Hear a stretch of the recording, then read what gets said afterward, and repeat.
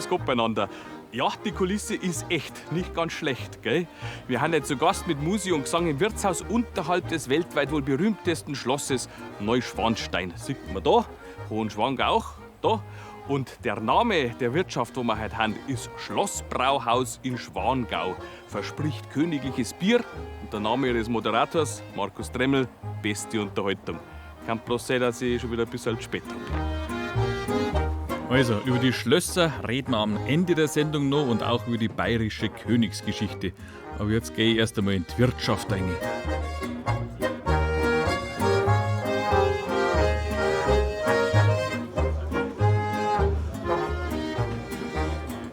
Gute Stimmung haben sie da herin. Und bummvoll ist auch. Da ist der Wirt, der Andreas Helmer. Aber jetzt lust mir erst einmal zu.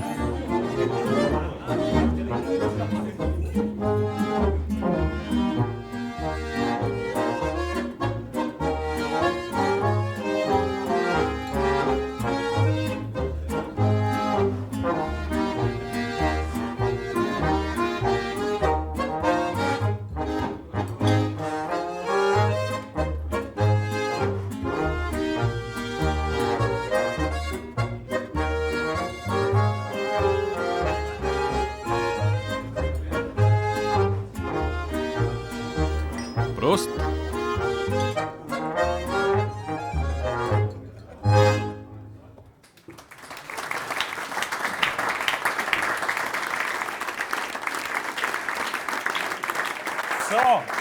So schaut es aus da herin. Musik haben wir auch schon gehört.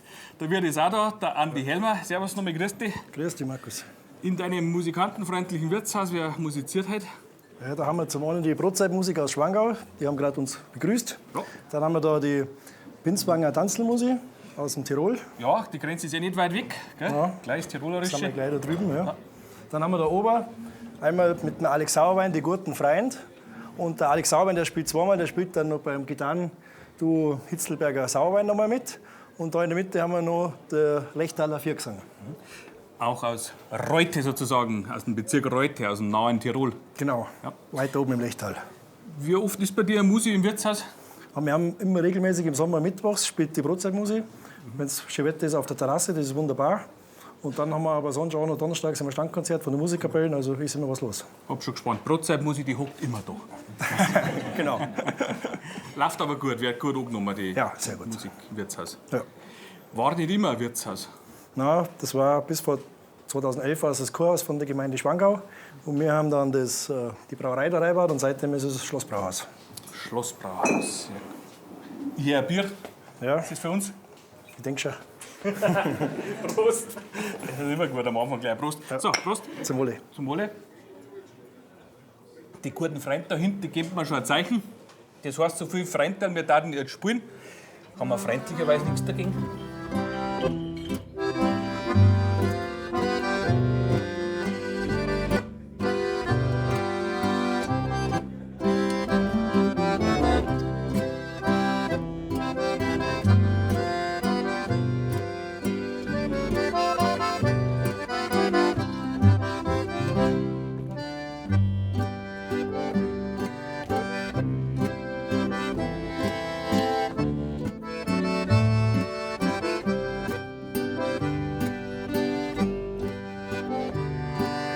Da links ist übrigens der Altbürgermeister von Schwangau, der Reinhold Sontheimer.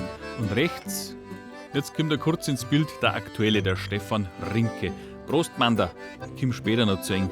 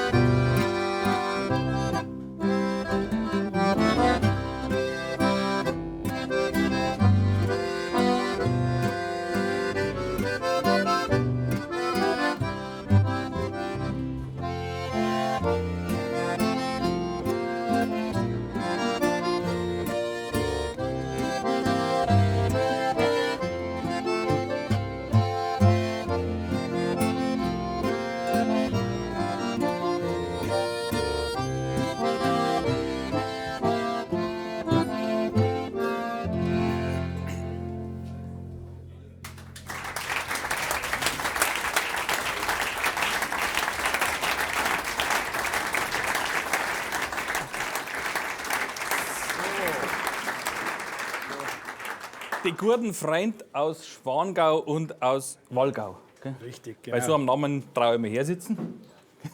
Das ist jetzt, die guten Freunde haben der Alexander Sauerwein. Alex, sagst du dir, gell? Genau. Alex. Dann haben wir noch die Simone, das ist die Frau vom Alex. Und die Margit und den Paul Neuner. Das sind die Eltern von unserer berühmten Biathletin, der Magdalena Neuner. Spielt die eigentlich ab und zu auch mit? Die musiziert ja auch. Ja, momentan hat sie nicht so viel Zeit. Es wisst ihr ja alle, der Sport hat die größere Macht, die Wirklichkeit. Und so ist die Musik ein bisschen ins Hintertreffen gekommen, aber sie hat Harfen daheim und spielt schon ab und zu. Ja.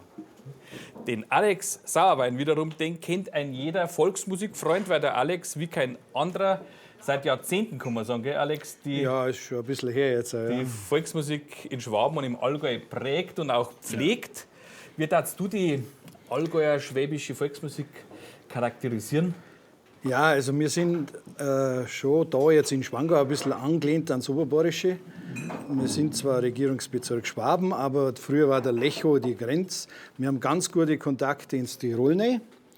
Das ist schon so, wir haben früher viel Musik gemacht im Tirol drin und ins Schwäbische auch und dann ins Oberbayerische sowieso. Also Ja, das ist musikalisch wie sprachlich ein interessantes Eck da, das Schwangau. Da kommen wir im Laufe des Abends wahrscheinlich noch ein paar Mal drauf.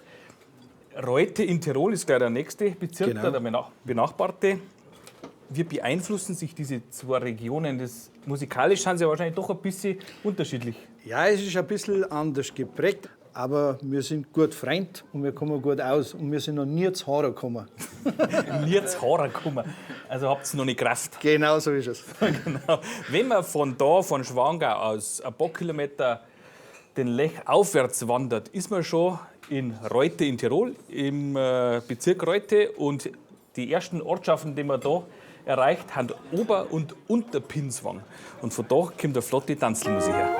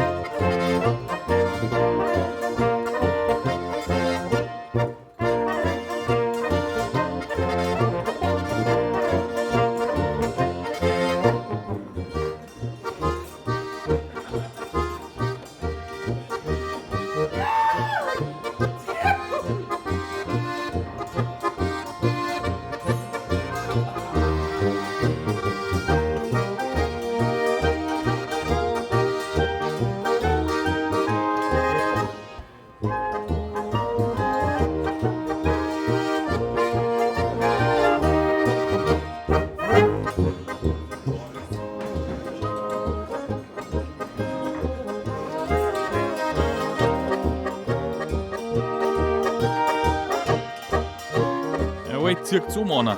Und nix als Bier reinblasen, gell?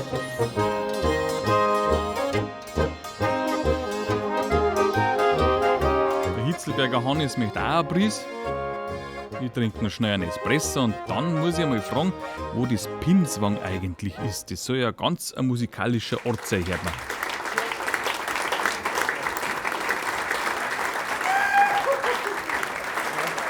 Gut. Manda.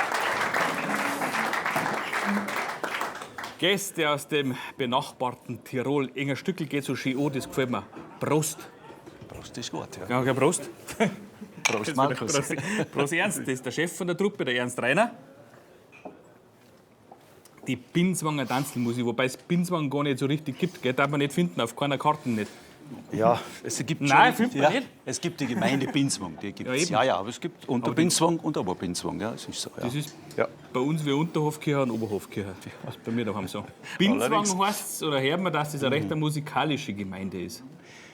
Ja, wir sind in Pinswang schon aktiv, auch schon von der Blasmusik aus. Wir haben auch kleinere Besetzungen. Wir haben Intaler Besetzung, eben heute mit der Tanzelmusik.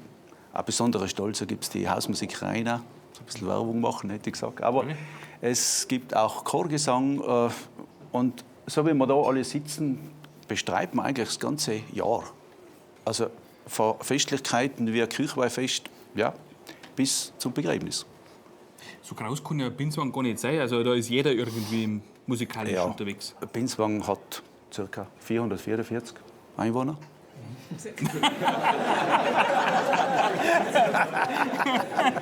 Wenn ich was verschluckt, gell?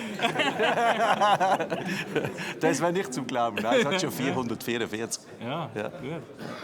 Und wenn man von Binswang oder von Unter- und Oberbinswang, ich glaube 8 Kilometer weiter nach Süden, lechaufwärts geht, ist man schon in Reute, in der Stadt Reute. Ist man da heute, ja. Und da Ja. kommt der Lechtaler Viergesang her, aus Reute. Singt sie jetzt was? Ja, na freilich singen wir was. Gut, singen. Der Ernst grad, der hat das typisch Kehlige des Südbayerischen, gell? Während man bei den Lechtalern jetzt, zumindest beim Singen, eher das Mittelbayerische raushört. Hör mal zu, erkläre ich danach. Nur einen Löffel. Der Seppel, der Veit und der Steffel. Und vor uns steht so nett auf am Fuß, ein Pfandl voll Wurzelismus. Und vor uns steht so nett auf am Fuß, ein Pfandl voll Wurzelismus. Was dir mir jetzt da, sagt der Steffel. So tritt mit einem einzigen Löffel. Uns muss in der Pfann hat freigelacht und uns hat der Morgen im Kracht. Uns muss in der Pfann hat freigelacht und uns hat der Morgen im Kracht. Da hat's lange Reden nix genutzt. Das Miesel, das haben wir dicht putzt. Und wir mehr mit am Löffel am Tal, das gehört den Kallen nix an. Und wir mehr mit am Löffel am Tal, das gehört den Kallen nix an. So, dass ich das noch schnell erkläre. Mittelbayerisch redet man in Bayern, grob gesagt, von der Donau bis zum Alpenrand. Nur das Werdenfels gehört schon eher zum südbayerischen Sprachraum, der sich übrigens bis nach Südtirol runterzieht. Und da in Schwangau kommt von Westen her natürlich schon das Schwäbisch-Alemannische zu. Wieder was gelernt.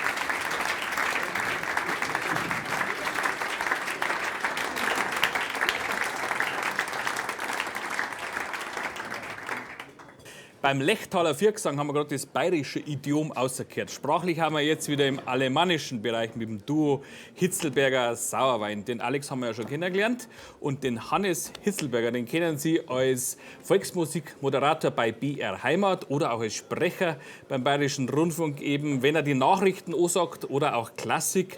Da hat man nie auf die Idee gekommen, Hannes, dass du auch so einen schönen Dialekten hast. Wie kann man das so auseinanderhalten?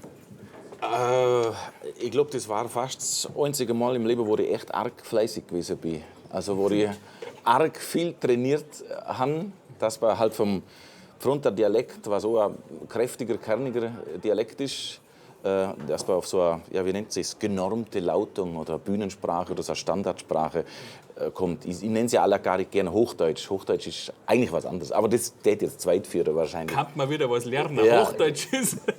Hannes, seit es BR Heimat gibt, mit seinen Kollegen auf BR Heimat, reden mir oft ganz viel Leute an, jung wie alt, und sagen, sie hören jetzt total gern Volksmusik. Auch so beim Autofahren einmal so nebenher.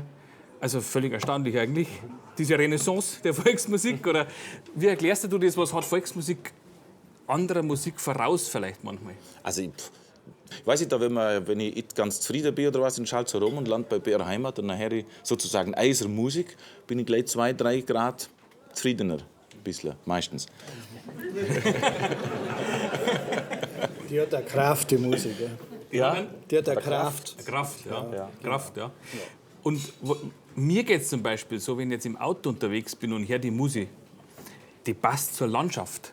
Also Ja. schau aus dem Das ist Fenster, richtig, ja. das ist Ja. die Musik, die zu der Landschaft da draußen passt. Ja, das hätte ich sofort unterschreiben. Wenn ich auf Minka fahre und habe BR Heimat im Auto drin und du fährst in der Heimat mit der entsprechenden Musik dazu. Während der Hannes mit dem Dialekt jongliert, schlenkt der Alex Brezen durch die Luft.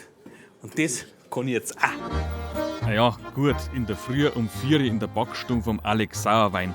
Feinmotorisch ganz schwierig. So schaut ein Rohling aus. So ein Brezenstrang. Den tut man dann noch ein bisschen wickeln, gell? Genau. Und dann gibt es das Wunder zum Brezenschlinger und das geht einfach so. Voll einfach. Und dann tust du das daher und dann hast du die Brezen fertig. Das schaffe ich. Leichte Übung.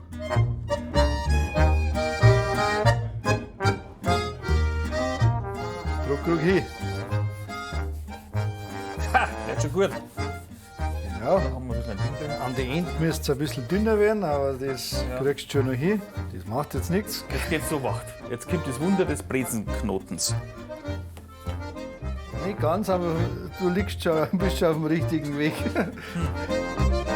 Vielleicht doch nicht ganz so leicht. Der Hand unter die eine. Genau, so. Ja, schaut schon so schlecht aus. Ja, genau. Und dann so. Ah, also Ja, mei. zufrieden bin ich noch nicht ganz. Schau.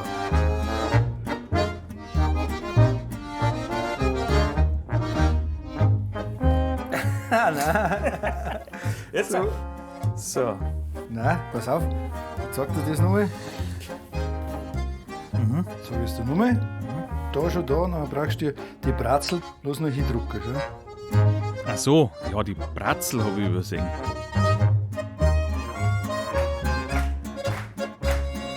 Wie lange hast denn du da gebraucht, bis du das gelernt hast? 5 Minuten. Glaube ich nicht.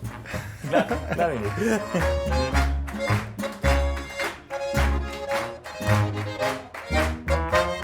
Probierst du das nochmal. Ja, schlecht schaut sie aus. Ausschauen ganz gut, aber der Schwung ist gut. Genießt einmal die Musik. Und schaut schon wieder zu. Da fällt der Knoten.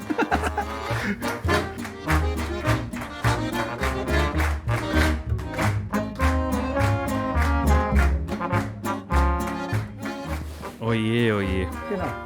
Warum geht das bei dir so einfach? Ja, du musst den hoch tun, ja?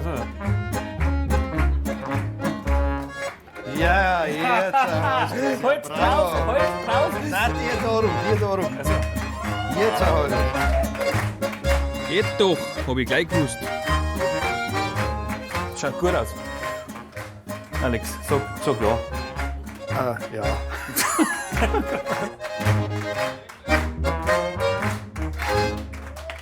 Danke. Mein Applaus.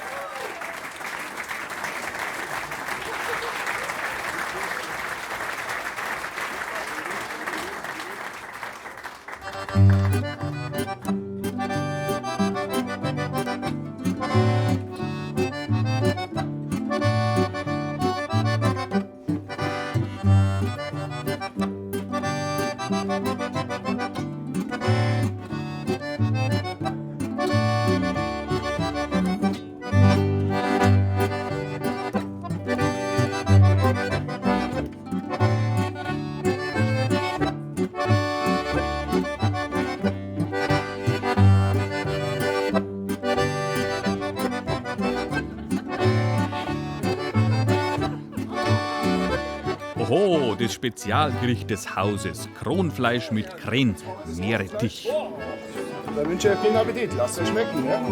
Schön, gut. Gut. Zum Essen.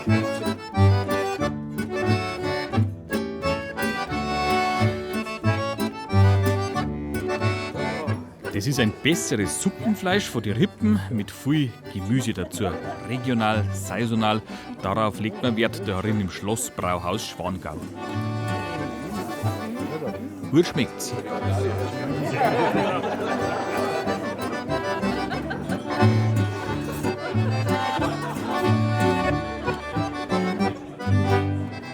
Die haben noch nix, freuen sich aber trotzdem. Am Bürgermeister Mund jetzt auch, sagt er.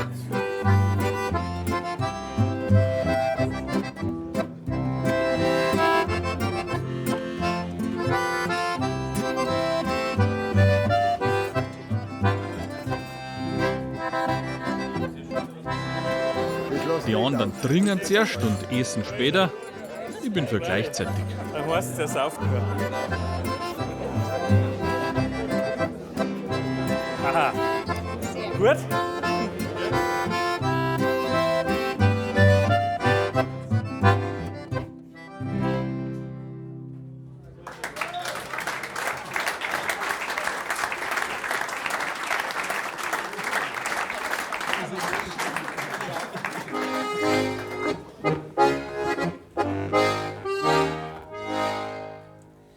Die Pinzgerer wollten Wallfahrten gehen.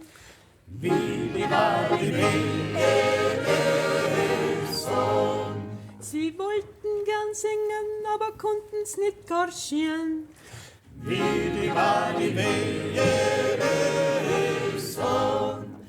Wallfahrten tun's gern, das war's ja von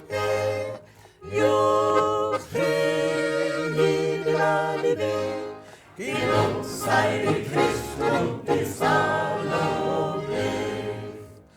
Ja, heiliger Sankt Florian, du Wasserkübelmann.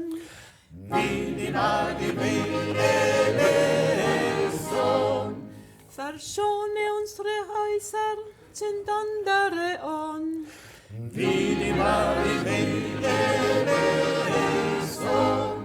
Das Feuer des Furchtbar, das war's ja von dir.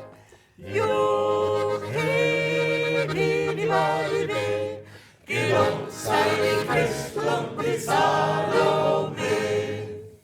Bet mir und sing mir um ein seliges End.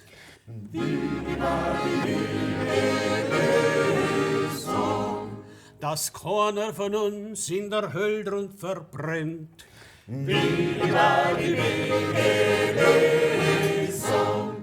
Ins Fegfeuer wir's, na das wissen wir von dir.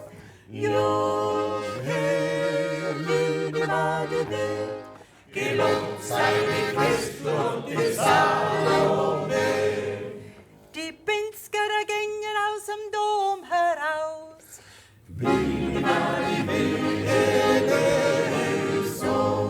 Sie laufen gleich eine ins nächste Wirtshaus.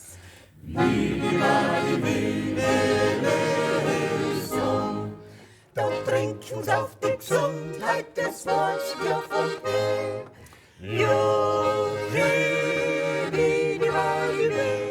Gelobt sei die Christ und die Salome. Prost! Prost, vom Dom direkt ins Schlossbrauhaus. Das gefällt mir. Der Lechtaler Viergesang aus der Gegend um Reute in Tirol. Ich muss mich gleich mal korrigieren, habe inzwischen gelernt, dass Reute keine Stadt ist, sondern ein Markt. Oder? Ja, ist ein Marktfleck. Ja.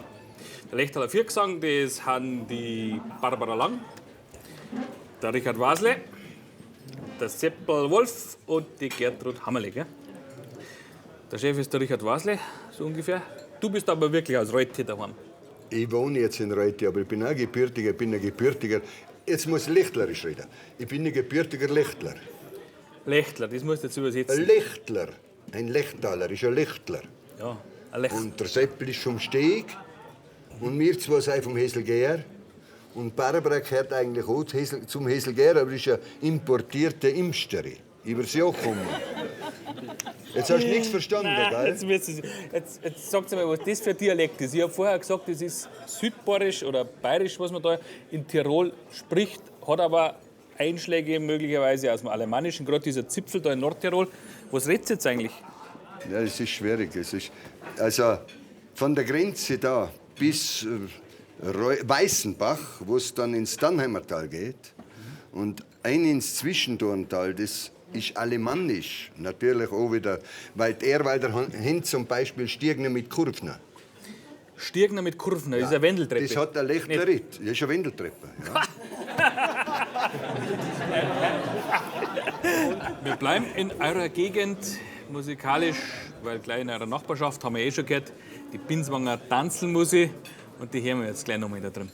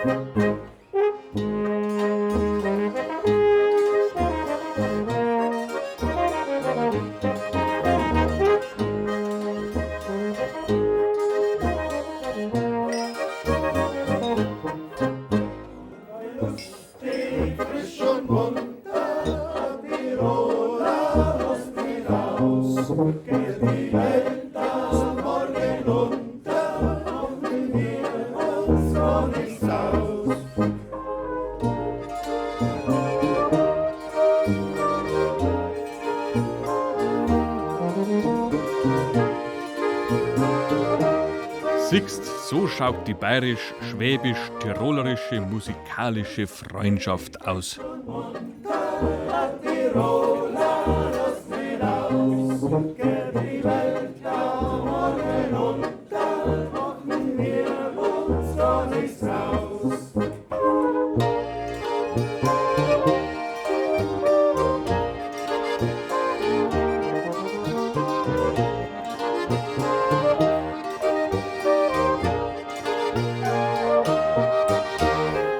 Jetzt, meine, eskaliert's. Und die lachen immer noch.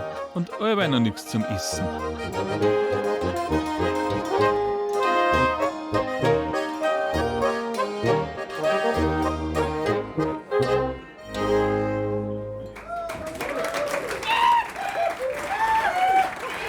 Ja, es eskaliert.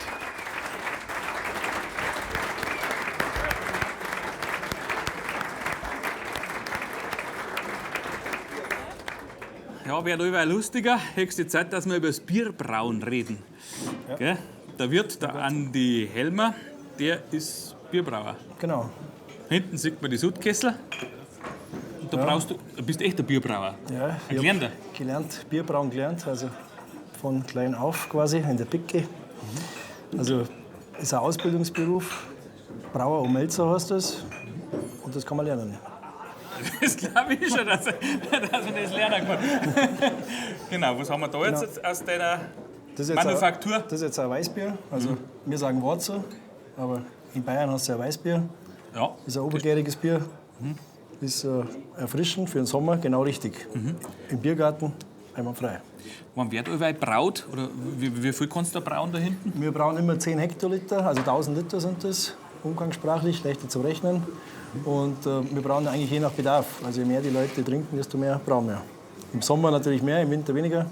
So 2-3 Mal die Woche im Schnitt. Und was für Sorten brauchst du? Wir machen jetzt ein helles, dunkles und Weißbier das ganze Jahr im Sortiment. Und dann machen wir halt saisonal bezogen Sommerbiere, dann auf den Herbst Oktoberfestbier, also diese Festbierkategorie. Dann auf den Winter wird es stärker und dann ganz stark wird es in der Starkbierzeit. Da gibt es dann Doppelbock und solche Sachen halt.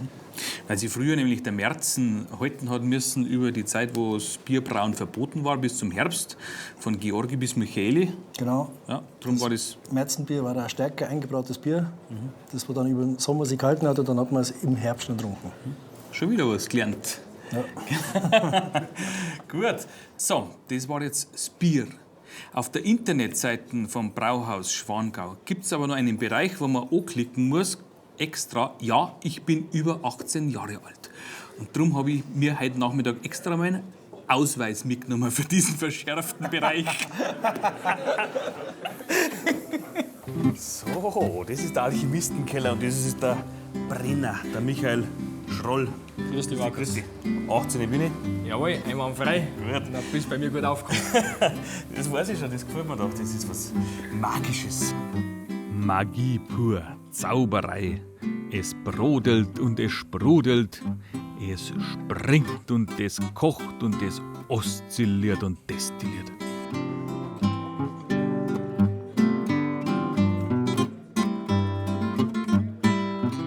Was tust du jetzt gerade, Brenner? Ja, momentan machen wir einen Rum, gell? Was ist da für ein Brühe drin? Das ist eine Zuckerrohrmelasse. Was? Ja, heißen eine, gell? Möchtest auch nicht glauben, dass da draußen in Kürze ein edler Tropfen wird, gell?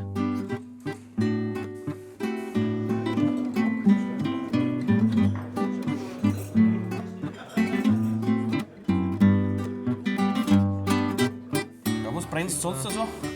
Weil ganz klassische Sachen, gell? Obst, einen Willi machen wir, Sauerkirschen, einen Himbeergeist. Dann, was eine feine Geschichte ist, ist natürlich ein Gin, Wacholder und mit regionalen Kräutern, mit Löwenzahn drin, mit Holunderblüten, mit Berberitzen. Was wir noch machen, klar, im Brauhaus Bier brennen wir natürlich, einen Whisky machen wir. Ja, klar. Also so ziemlich das ganze Repertoire. Ein Feuerwerk an Geschmack da drin. So eine schöne Maschine. Das, Ja, das gefällt mir, das hat was, da kann ich stundenlang also davor wenn stehen. man da davor steht und zuschaut, ja, das ist beruhigend, gell? Das Ja. ist meditativ. Ja. Ja, Aber das ist spirituell, ist das, die Arbeit. da ist was dran, ja.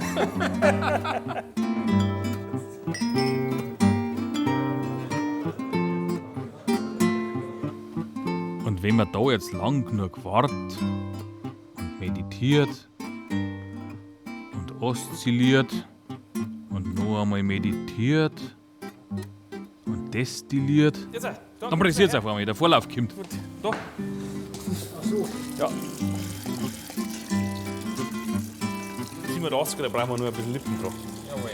So, jetzt. Ja. Gesundheit. Gesundheit. Ich bin's, der Markus Tremmer. Und da war ich gern daheim. Ja, der hat ein paar Umdrehungen.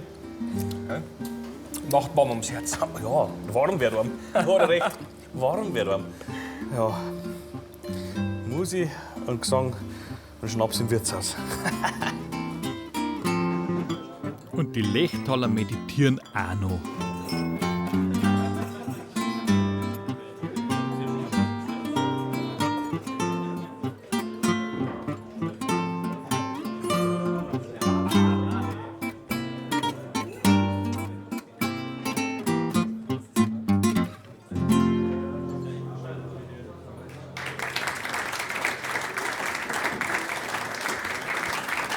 Schaut mal, der Bürgermeister von Schwangau ist auch da, der Stefan Rinke, ein junger Bürgermeister, gell? Ja, denk schon, oder? Wie lang? Schon? Seit 2014 bin ich das erste Mal geworden. Ja. Das Gemeindewappen, Herr Bürgermeister von Schwangau, das ist ein Schwan auf rotem Grund. Aber irgendwie, ich weiß auch nicht, der schaut mich immer so leicht aufgeschreckt oder fast ein wenig aggro. Ja, das hängt mit der Geschichte von Schwangau zusammen, die muss man kennen. Wir sind ja da in einem Grenzland und früher haben da die Bischöfe von Augsburg und die Tiroler Grafen und die Erzöge von Altbayern immer um die Region gestritten und da haben wir lernen müssen, uns zu behaupten. Wir waren lange eine freie Reichsherrschaft und das machen wir bis heute. Ach so. Ja.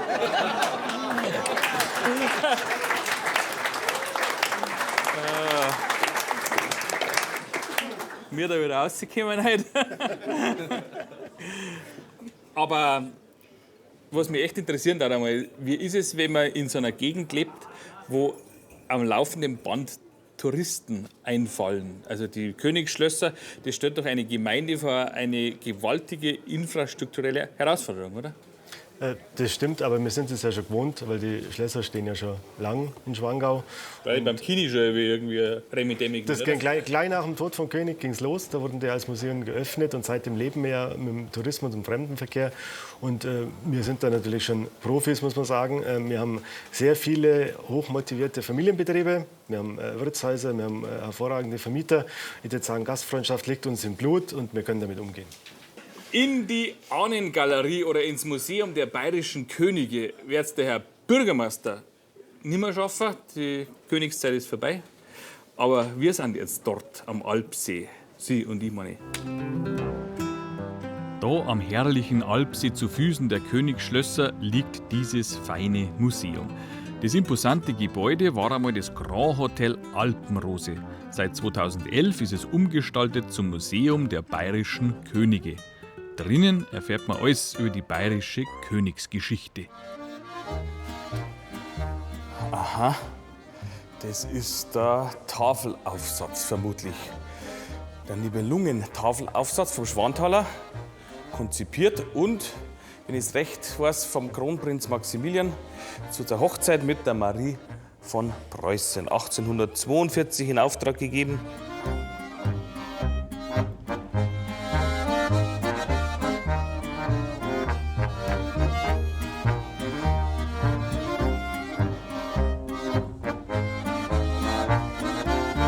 Da ist er gesessen, der Kini.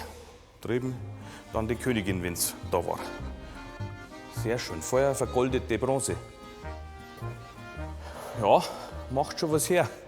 So wenigstens ein Teil davon hätte ich auch gern daheim auf dem Tisch.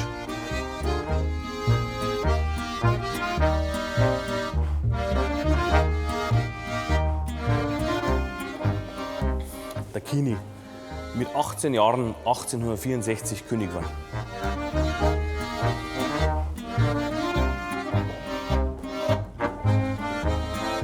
Aha, das ist der König Ludwig im prunkvollen Georgsritterornat in dem berühmten blauen Mantel. Der muss allerdings original auch irgendwo da herin sein. Schauen wir da mal. Groß war er, der König. Ich glaube, König war für mich ein paar Nummern zu groß.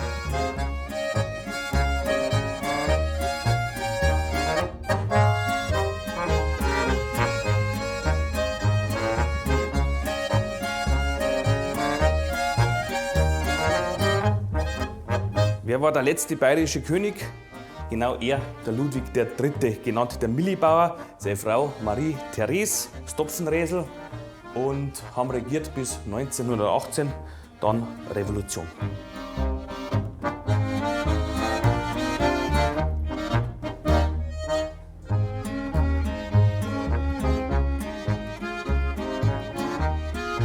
Dieses Service aus feinstem Nymphenburger Porzellan hat das Königspaar von seinen Kindern 1918 zur goldenen Hochzeit gekriegt. Jeder Teller anders verziert mit Motiven aus dem Leben der beiden. Ja, das war's auch schon wieder. Unsere leider nur kurze Stippvisite da im Museum der bayerischen Könige direkt am Alpsee. Lohnt sich vielleicht, dass man herfährt. Da lernt man einiges über die bayerische Königsgeschichte da herin und man merkt, dass man doch einige Lücken hat. Gell? Lückenlos geht's jetzt aber weiter im Schlossbrauhaus Schwangau. Aha, da klingt gerade die Brotzeitmusik aus. Da kann man ja noch schnell einen Schmatz tun.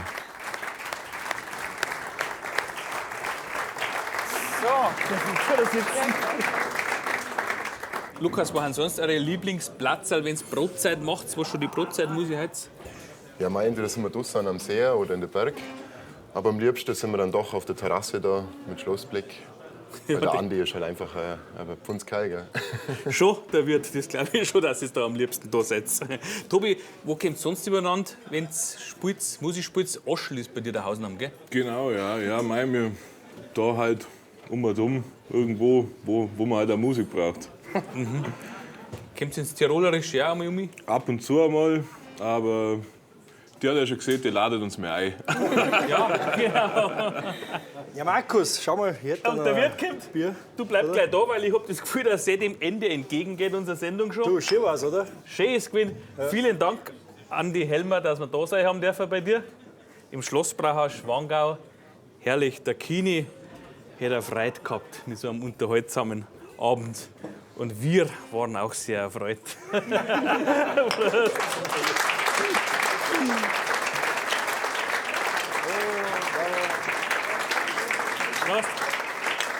Aber ein bisschen haben wir noch. Vielleicht gang noch, dass uns die Binswanger dann hinten noch ausspielen. Geht auch noch, oder?